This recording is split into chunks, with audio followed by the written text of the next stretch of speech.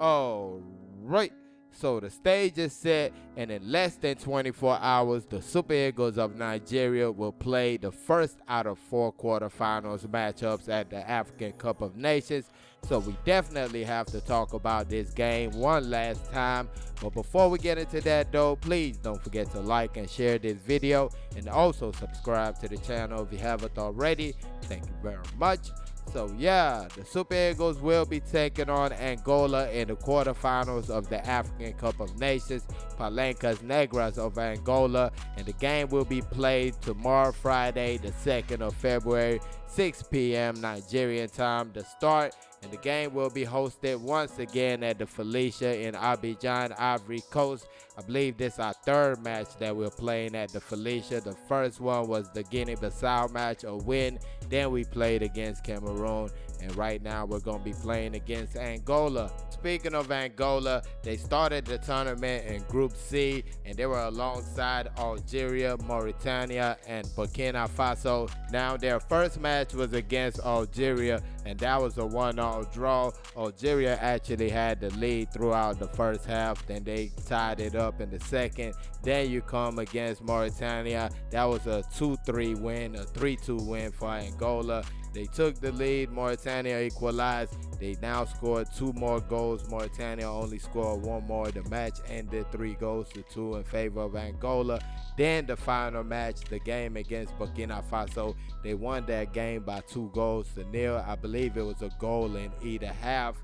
Then they move on to the round of 16, second round of the competition, and they made it look easy against Namibia. A 3-0 win at the end. They did get a red card early on, but still scored the first goal of the game.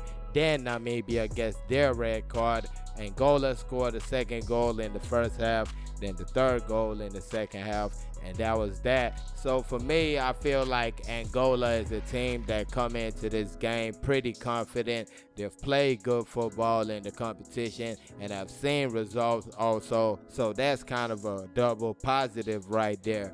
But when it comes to the Super Eagles, I feel like we also come into the game confident.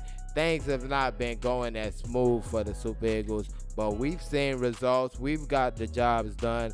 So I feel like even with this result against Cameroon, we come in with a high level of confidence. Like I always say, when it comes to scoring goals, sometimes you just have to see the ball go in the net. It doesn't really matter how you score it. It can be off your head. It could be that you didn't even know about it, but it goes in the back of the net and you get the confidence. And I feel like that's what I saw from the Cameroon match. I saw the team gaining in confidence as the match was going. But at the end, like I said in the previous video, you got to remain humble going into this situation. You got to really forget about that situation that went on in the round of 16. You got to try to make new history right now, and that's what the job at hand is going to be. Yes, we've seen the Super Eagles play some great football, but we've also seen the Super Eagles being consistent in the past. So that's something they have to get over if they want to get far in this competition, especially if they're going to beat Angola tomorrow.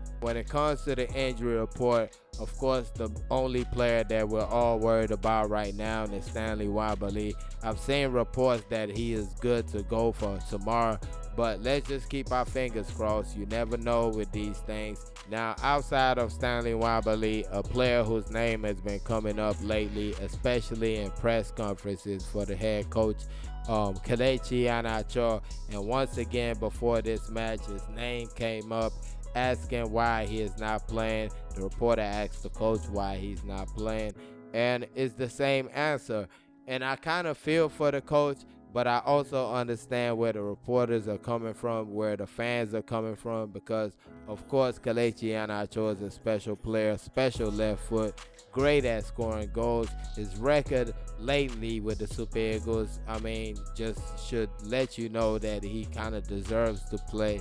But at the same time, the coach is going with the players that he's been going with, and they've been doing a good job. You look at a player like Samuel Chukwueze, he hasn't played in the last 2 games. I didn't think he was that bad in the last game he played. So it's just about who's going to do the job, who's going to get the opportunity, and who's going to take advantage of the opportunity. I still feel there's a chance for Kelechi Iheanacho to play, but you just got to look at the system we're playing in. We're not using the two strikers again. We got three players up top, the striker in the middle and Victor Osimhen. Then you got basically two wingers on the side of him, Moses Simon and Ademola Lookman. So where's Kelechi Iheanacho going to play in that kind of system? Then you think about it. When the coach takes out Victor Osimhen, he's bringing in Paul Onuachu. And that's not just to come in and score goals or express yourself. You're coming in basically to hold up play, try to win fouls, waste time, and mainly help on set piece defense. Because when you look at it, Victor Osimhen, one of our best defenders on set piece, and to remove him from the game, you at least need somebody that's real tall.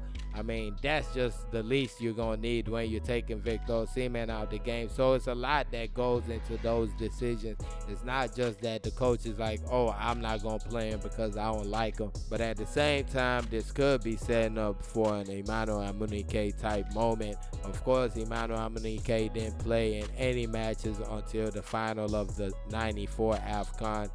And when he got his chance, when he got his start, he scored those 2 goals that got us our second AFCON title. So it could be that type of situation for Kelechi Iheanacho. Of course, it's not going to be easy for Kelechi Iheanacho because he has really not played. And he's coming in off an injury. He's not played for his club side. He's not played in this competition. So to call him up and expect him to do magic, that might be a tough ask right there.